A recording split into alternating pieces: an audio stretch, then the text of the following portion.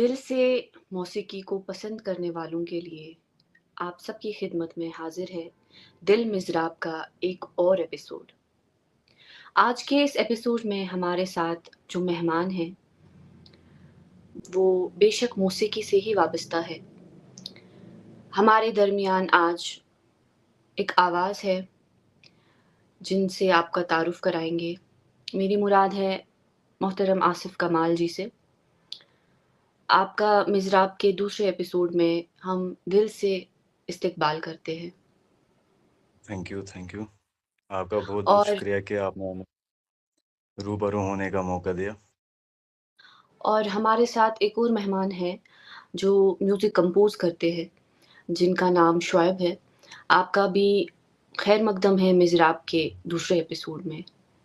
बहुत-बहुत शुक्रिया अपने प्रोग्राम में हमें बुलाने के लिए। So thank you so much. Means a thank lot. You so much आपने हमारे इस प्रोग्राम में आने का जो इस इन्विटेशन है, उसको एक्सेप्ट किया। तो आपसे ये जानना चाहेंगे क्योंकि आपका जो नाम है, हमने सुना बशीर दादा साहब से, तो उन्होंने आपके बारे में कहा क्योंकि आपने हाल ही में उनका एक गाना गाया है आसिफ़ कमाल जी ने। तो आपसे ये पूछना चाहूँगी कि मौसीकी से आपकी वाबस्तगी जो है वो कब से है? और कब से आप इस गाने के गाना और इसके सिलसिले में आप कब इस प्रोफ़ेशन में आए?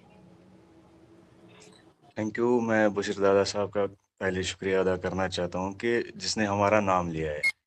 ये हमारे लिए बहुत ही फ़ख्र की बात है, उस शख़्स ने हमारा नाम लिया है। और रही बात हमारी जो इस जर्नी की है, वो है 2017 यही कुछ पहले मैंने स्टार्ट किया है। असद अंजुम साहब जो मेरे गुरु रहे हैं। देन उसके बाद मैंने कश्मीर यूनिवर्सिटी में जॉइन किया है as a BA in music. Then उसी 2017 से अब तक यही जर्नी रही है हमारा। जो अभी कोशिश, अभी हम जर्नी नहीं कह सकते, कोशिश हम करते हैं कि गाने का या म्यूज़िक बनाने की कोशिश हम कर रहे हैं।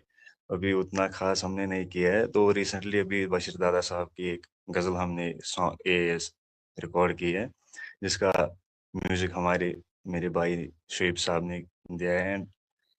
मैंने भी जी। थोड़ा-सा उसमें शुएब कंट्रीब्यूट साहब किया है। से पूछना चाहेंगे कि आपकी वाबस्तगी म्यूज़िक के साथ ही है या आप इसके अलावा और भी कुछ करते हैं?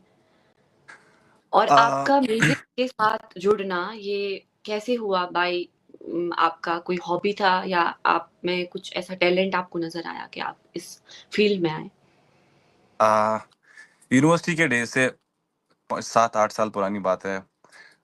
पहले मुझे म्यूज़िक का बड़ा शौक था, तो मैं ड्रम्स प्ले करता था, कभी गिटार कुछ ऐसे कर लिया। बट यूनिवर्सिटी के डेज़ में लगभग 2016-17 की बात है। जब से मैं प्रोडक्शन में हूँ और एक जो शौक था मेरा, वो तो बचपन से ही था, मतलब अर्ली एज से बोलूँगा 7th-8th क्लास से ही था। बट जो प्रॉपर्ली प्रोडक्शन या म्यूज़िक को समझने की जो एक होती है ना, वो चाहत या गुरु को ढूँढना, सीखना, वो 17, 16, 17, 17, 18 के बाद से मैंने शुरू किया। और फिर 19-20 में मैं आसिफ साहब से मिला। Basically he is my co-producer, हम साथ में काम करते हैं, साथ में प्रोड्यूस करते हैं, गाने बनाते हैं।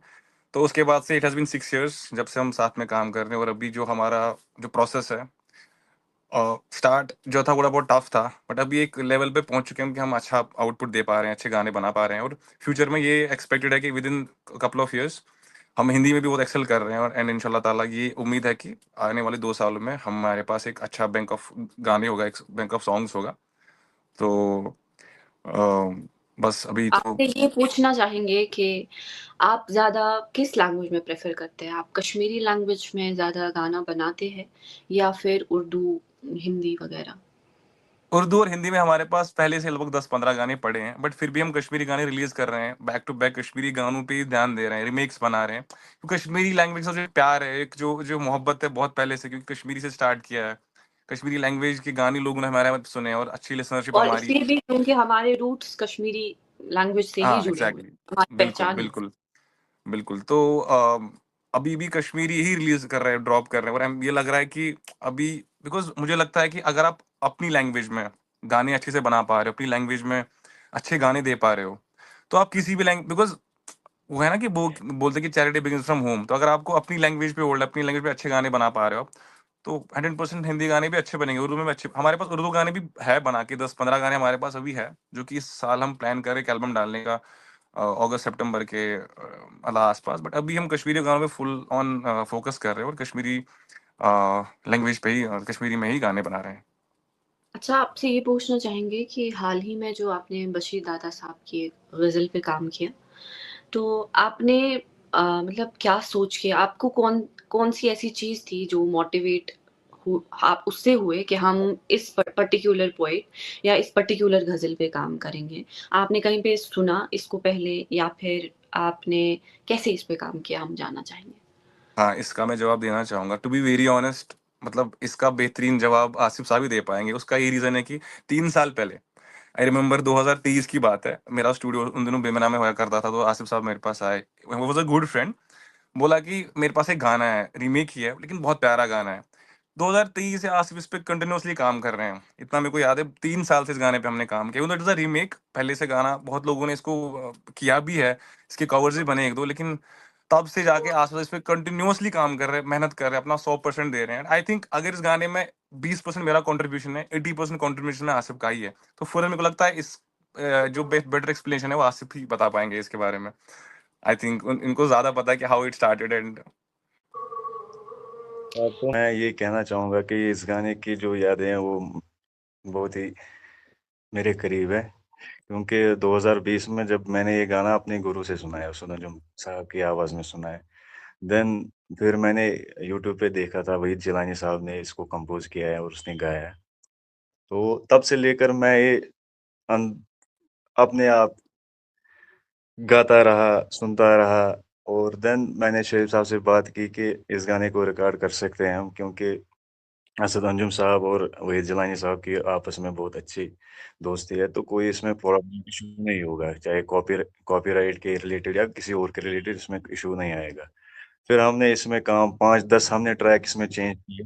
देन लास्ट में जो हमने रिलीज़ किया है ट्रैक, वो हमें सबसे बेस्ट लगा और हमने वो रिलीज़ किया। अब पता नहीं जिनने कंपोज़ किया है या जिन्होंने लिरिक्स लिखे हैं बशीर दादा साहब, उनको ये पसंद आया है या ना, हमने बस अपना 100% दिया है। तो ये हमारी जर्नी रही है इस गाने की रिलेटेड। अच्छा, मैं आपसे ये पूछना चाहूँगी कि आजकल के दौर में हम देखते हैं कि जो कश्मीरी गाने रहे हैं, कुछ ग़ज़लें रही हैं, तो उनके रीमेक बन रहे हैं, जो यंग जनरेशन आ रही है म्यूज़िक के फ़ील्ड में। ज़्यादातर हम रीमेक का जो सिलसिला है, वो देखते आ रहे हैं और अभी भी चल रहा है। आप ये बता सकते हैं कि ऐसी कौन-सी चीज़ है, ऐसा क्या एसेंस है कि जो यंग जनरेशन है, वो ये जो पुराने गाने हैं, जो ग़ज़लें गाई गई हैं, उनको फिर से गाना चाहते हैं या उनका रीमेक बनाते हैं? तो ऐसी क्या मैं जी, हाँ, तो इसमें बात करना चाहूँगा। मुझे लगता है कि जो कश्मीरी म्यूज़िक है, हमारा पुराना म्यूज़िक है, मतलब इवन 90s 80s से जो म्यूज़िक बना है, जो कंपोज़िशंस बनी है, लेजेंडरी मतलब म्यूज़िशियन जैसे गुलाम हसन सूफ़ी साहब थे, उसके बाद अब्दुल रशीद साहब, जिन्होंने उन्होंने वो कंपोज़िशंस जो कश्मीरी म्यूज़िक है, मतलब इट्स सो डीप, मतलब इतने प्यारे-प्यारे गाने अपने पास हैं। अगर किसी को सच में वो समझ होगी कश्मीरी म्यूज़िक की, from start to end, I mean जिसने वो रूट्स तक गया हो, और कश्मीरी जो हमारी धुनें हैं, जो हमारी कंपोज़िशंस हैं, जो हमारी लिरिक्स है, पोएट्री कितनी डीप वो है। सबसे और सबसे मेन जो लिरिक्स है हमारे, जो हमारी पोएट्री है, वो सबसे बेस्ट है। और हमारा जो ये कल्चर है, फ़ोक कल्चर है, कोई भी लाइट म्यूज़िक हम लेंगे, और जो ये दुनिया दुनिया के सबसे अलग अलग लेवल में आता है, इसका कोई कंपैरिज़न नहीं है, चाहे वो हमारा ये सूफ़ी शायरी हो या कोई भी, ये सबसे बेस्ट है। और जो रीमेक मतलब आपने बात की है, जो नई जनरेशन है उनको करना चाहिए, लेकिन यूँ बहक इत्थ कन वनित कि युम कह असल यम तम सूफी शायरी अगर या कह पुरान कंपोजिशन तथ मन चाहे सूफी सोबन दितमुत या वहीद जिलानी सोबन दितमुत या वारियाहो दितमुत तिम कंपोजिशन तिम एवरग्रीन। इथे कन नमो इथे कन बॉलीवुड कत सोनू निगमन कोर डायरेक्ट पान कह तम तम कर कॉपी, वो भी कॉपी कर रहे थे मोहम्मद रफ़ी एंड किशोर कुमार, तुम कॉपी करना। देन आज हम उनको इस लेवल पे देखते हैं। और ठीक इस अमि अलाव इसके बावजूद पत् वार वार पानस में इम्प्रूव कर पन हर हमेशा कॉपी करन क्या रिमेक करन क्या अपनी भी छाप होनी चाहिए। बिल्कुल, हम मैं भी आपसे आए ये एक पूछना चाहूँगी कि आपको लगता है कि जो जनरेशन इस फ़ील्ड में आना चाहती है, मोस्टली मैं कहूँगी कि ऐसी भी हमें एग्ज़ाम्पल्स मिलती है जहाँ पे लोग बहुत शॉर्टकट्स पे चलते हैं कि हम एक शॉर्टकट वे लेंगे और हम बहुत फ़ेमस हो जाएँगे। आपको लगता है कि इस जनरेशन में ऐसे कुछ लोग हैं, ऐसे गुलूकार हैं या मौसीक़ार हैं, जो एक जैसे आपने बोला कि एक एवरग्रीन सिस्टम है इन ग़ज़लों में या इस मौसीकी में, जो हम लोग चाहते हैं कि हम उसको फिर से गाएँ, रिवाइव करें। आपको चाहता लगता है ऐसा कि जो आज की जनरेशन है, इसमें इतनी कैपेबिलिटीज़ है कि ये कहीं न कहीं कुछ ऐसा करेंगे जो आगे आने वाली जनरेशन के लिए एवरग्रीन होगा? या कुछ ऐसा काम करेंगे जो बहुत काबिल-ए-दाद होगा और आने वाली जनरेशन उनको रिवाइव करेंगी फिर? यस। जी, क्योंकि कश्मीर में इतना टैलेंट है कि हम बयान नहीं कर सकते।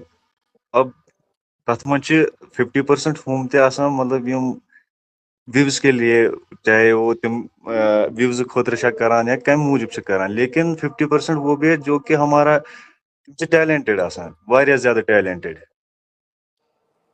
तो तुम पान वुचमुत कि मतलब यम ते आज चाहे हिट हिट से दिवान मतलब नई जनरेशन, चाहे वो कश्मीरी गाने हो या हिंदी गाने हो, जो आजकल के बच्चे उनने भी दिए हैं हिट गाने। ऐसी कोई बात नहीं है कि जो पुराने जो जो ओल्ड गाने हैं वो वही ज्यादा हिट है। जो आज की जनरेशन उनने भी जो ये हिट दिए है, ऐसी कोई बात नहीं है। तुम मैं इसको फर्दर ऐड उनके पास भी इतनी कैपेबिलिटी है कि वो अपने गाने अपनी छाप डाल सकते हैं। बिल्कुल। हाँ, तो इसको मैं अच्छा, फर्दर फर्दर एडिशन देना चाहूँगा कि मेरे मेरे पास एक सिंगर आया, लाइक 23 की बात है, जब मेरा स्टूडियो उन दिनों श्रीनगर में ही था। उसके बाद मैं 23 एंडिंग बाहर आया, मतलब स्टेट से बाहर। तो मेरे पास एक सिंगर आया, तो बोला कि रिकॉर्ड द सॉन्ग। तो मैंने गाना सुना, गाना मुझे अच्छा लगा। तो मैंने कहा रिकॉर्ड करते हैं। उसने बोला भाई तुम रिकॉर्ड करो, तुम्हें जो करना है, तुम्हें जहां डालना है, डिस्ट्रीब्यूट करना है, इट्स योर सॉन्ग। जस्ट मेरे लिए गाना बनाओ, I will give you money also, आप गाना बनाओ। तो गाने पे आसिफ और मैं साथ में बैठे, हमने गाना वाना तैयार किया, तजुमीर का पहला गाना। तो गाना हमने बनाया, तो गाना हमने रिलीज किया और गाना अच्छा था, ठीक है, but it was his own composition, ठीक है। उसके बाद उसने कौन कंपोज 20-25 दिन के बाद वो वापस मेरे पास आया एंड बोला भाई मुझे एक और गाना बनाना है, मेरे पास एक और गाना है। उसने मुझे गाना सुनाया, it was completely folk style, like जैसे शादी में गाना गाते हैं ऐसे उसने गाना गाया। तो मैंने कहा, बोला इसको मुझे प्रोड्यूस करना है। मैंने कहा भाई ये तो पूरा फोक गाना लग रहा है, इसको थोड़ा मॉडिफाई करेंगे प्रॉपरली, इसको वेस्टर्न स्टाइल में इसको प्रॉपरली इसको फिर से बनाएंगे। हम बैठे साथ में और पूरी रात हम सुन रहे हैं कश्मीरी गाने, पूरी रात। हरीश हाफिज साहब के गाने, इवन मंजूर शाह जो फोक सिंगर है उनके गाने सुन रहे हैं पूरी रात हम गाने। सुबह बैठ के हमने डिसाइड किया क्या, उसके बाद जाके हमने उस गाने को फिर से टेम्पो कम किया, एक हिसाब से उसको हमने एक स्ट्रक्चर दिया गाने को। तो गाने में 15-20 मिलियन व्यूज है, मतलब सुपर हिट गाना है अभी कश्मीर में। साथ में बैठे, तो बोलना मैं ये चाह रहा हूँ कि अगर वो ना जो पुराने गानों में एक जो फील है, जो हमारे एसेंस। रूट्स, तो जो रूट स्ट्रांग है, मतलब हमारे जो पुराने गाने इतने अच्छे अच्छे गाने हैं हमारे पास, तो उनको सुन के ऑब्वियसली हम नए गाने बना रहे हैं। तो मेरे हिसाब से आई थिंक अगर आपको पुराने गानों पे होल्ड है, अगर आपको पुरानी प्रॉपरली सारी पोइट्री पे होल्ड है, तो आई थिंक नए गाने बनाना आपके लिए इट्स लाइक उतना मुश्किल नहीं होगा, नए कंपोजिशन बनाना आपके लिए टफ नहीं होगा। अच्छा, आसिफ साहब आपसे पूछेंगे कि आप फुल टाइम अपना मौसीकी के साथ ही देते हैं या इसके अलावा आप और भी कुछ करते हैं? नहीं, इसके अलावा मैंने एमए मास्टर्स मैंने इसमें कंप्लीट किया और अभी मैं घर घर में ही होता हूँ।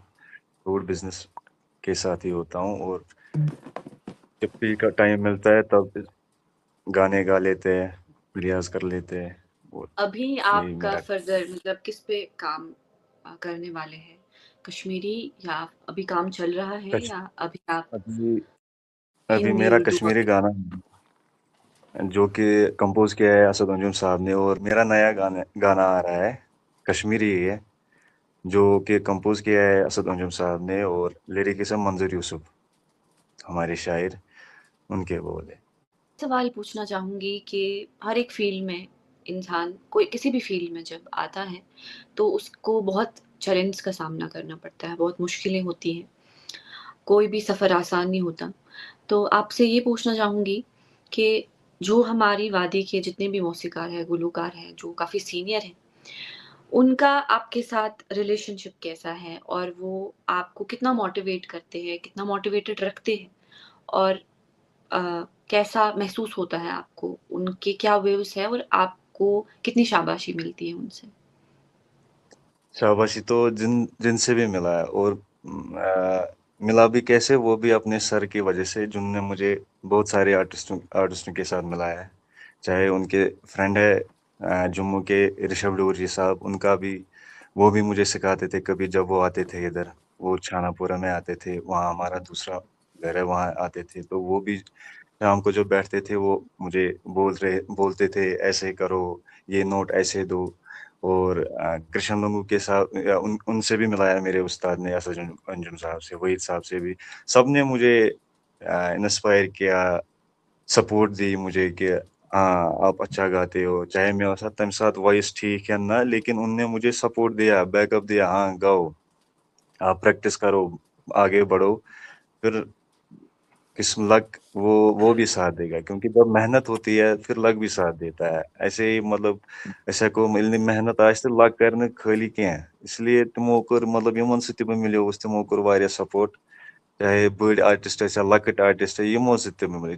बहुत हेकान, मतलब मैं इतना शाय था पहले कि मैं जब असेंबली में उठता था स्कूल डेज के टाइम पे, तो मैं डरता था, मुझे शिवरिंग होती थी। देन उसके बाद जब मैं इस फील्ड में आया कि जब लोगों का प्यार देखा, लोग मुझे सपोर्ट कर रहे थे, या उनने मुझे बूस्ट दिया कि हाँ करो।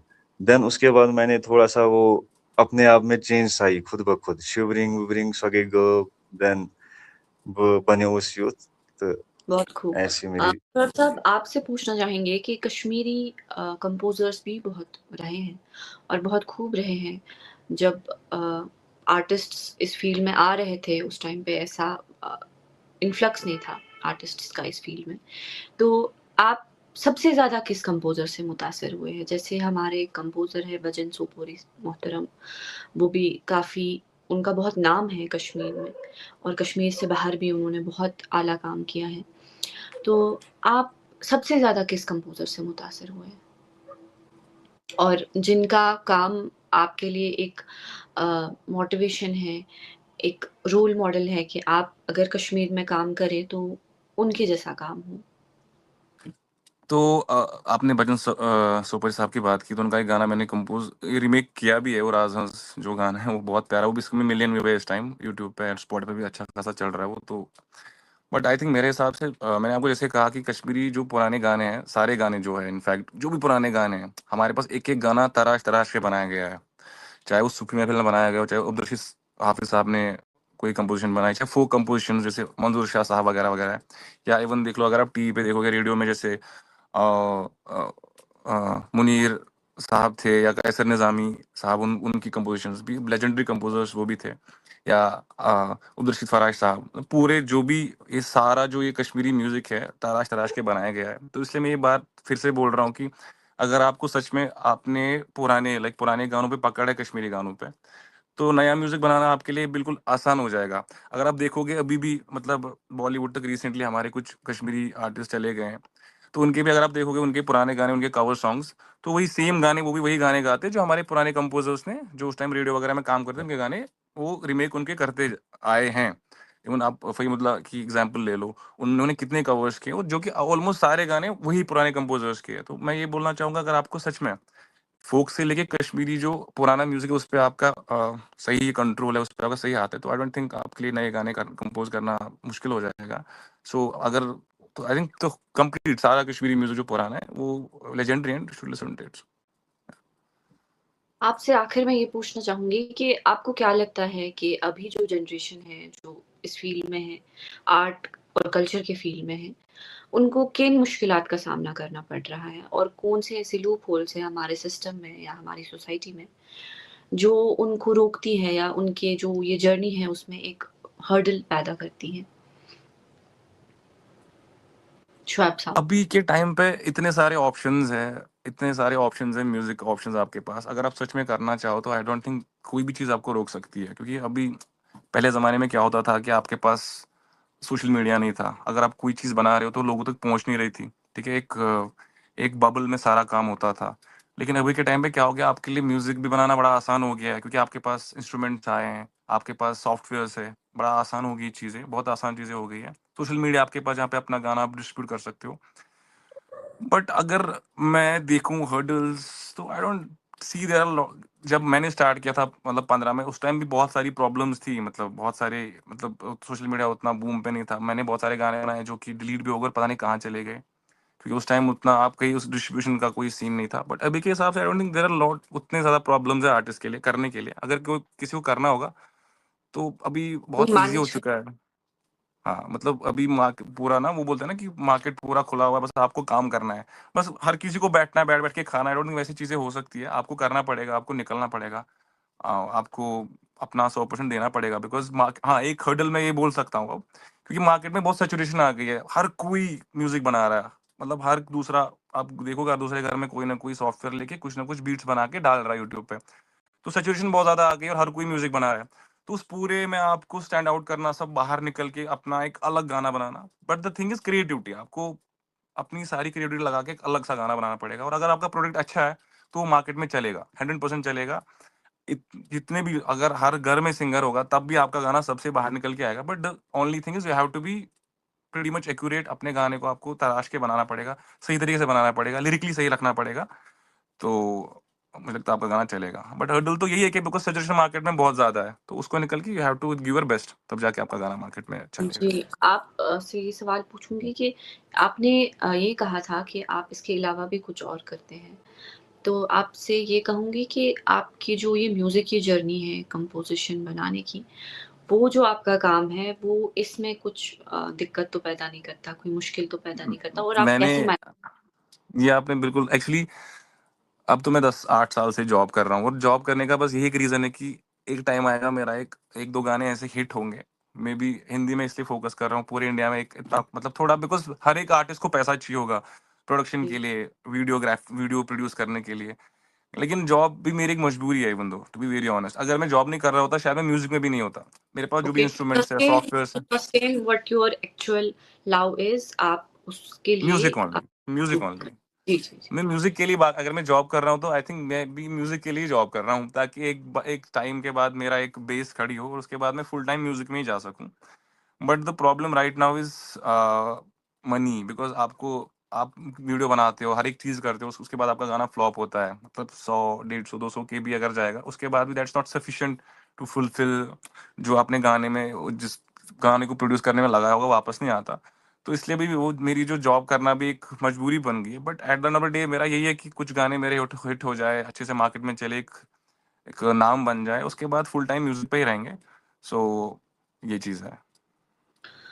आसिफ साहब आप कुछ कहना चाहेंगे आखिर पे आपकी जर्नी के बारे में या जो आप आगे सोच रखते हैं अपनी जर्नी के बारे में?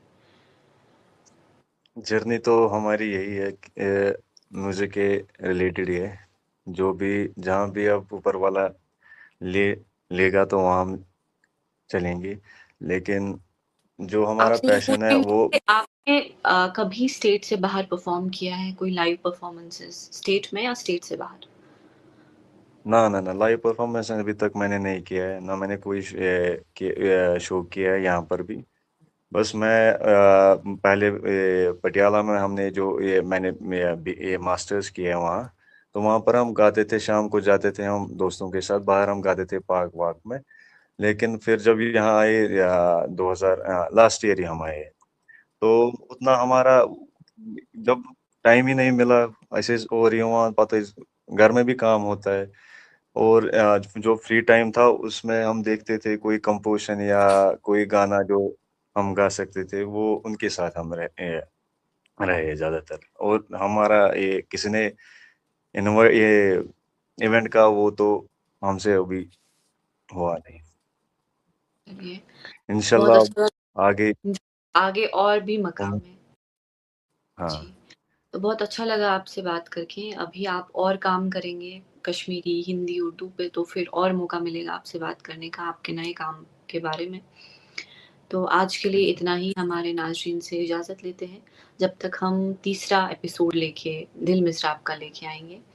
आप सबका शुक्रिया, देखने वालों का भी शुक्रिया और हमारे मेहमान का भी शुक्रिया जो हमारे साथ जुड़े। Thank you so thank you, much. Thank you so much, thank you. Thank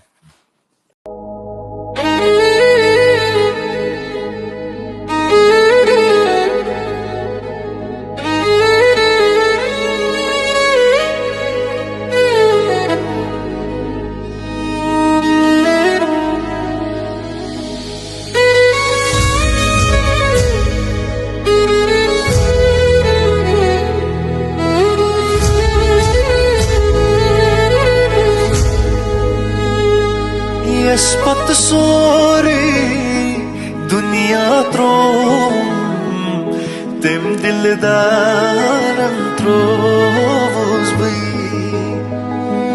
yes pat sori dunia trom tem dildaran trovos bhai yem shehjaru tawkallo Lolan mansos bhi yes pat sori duniya trom tem dildaran trovos bhi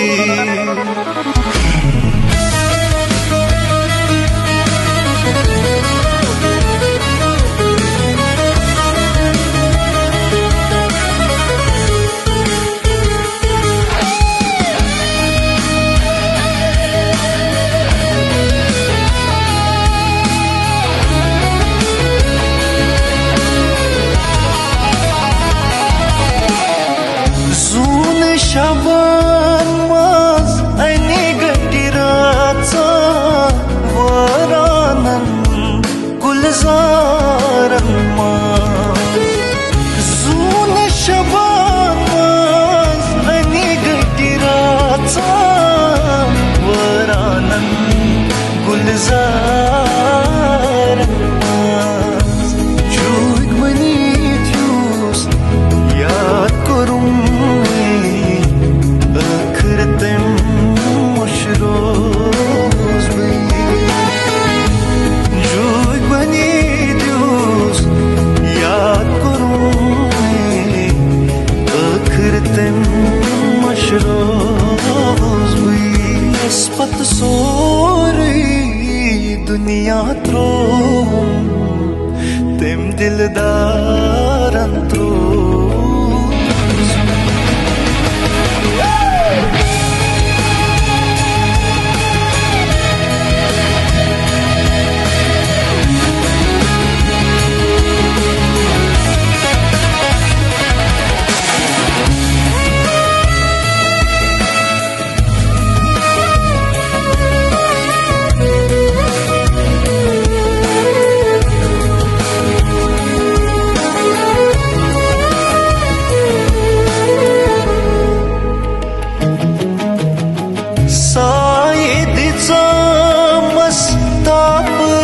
Saranmaz şin şul devar bani Sayedi zamas tap saranmaz şin şul devar bani Yamat hardu sard hava